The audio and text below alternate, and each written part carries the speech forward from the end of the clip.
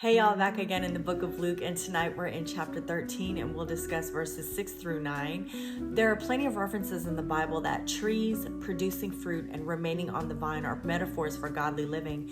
John 15:1 says, I am the true grapevine and my Father is the gardener.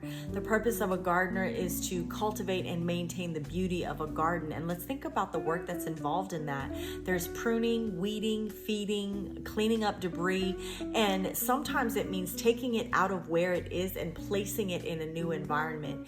Do you see where God has been a gardener in your life? Sin entered the world and God gave all kinds of laws and practices to the Jewish people. These rules were given as a means to protect them from sin, but over the course of time, sin spread and holiness became less and less desirable.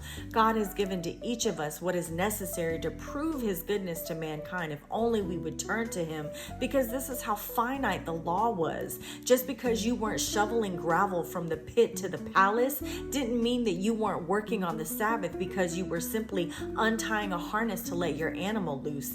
You can't find loopholes in scripture in order to make your life more convenient just so you can point the finger at someone else, because that's exactly what the Pharisees did. If you're going to learn the law, to teach the law, then you must follow the law in all of its totality.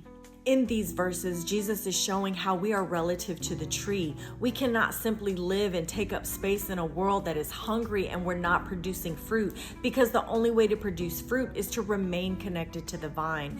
God will not tolerate unproductivity forever, and even the man who planted the tree became impatient after 3 years. The man is like God. He gave the tree special care and attention. He nourished and prepared it to produce fruit. He didn't leave it alone, in the same way that God is constantly pursuing us, and he forgives in every opportunity that's provided. But one day will come when a final chance is offered.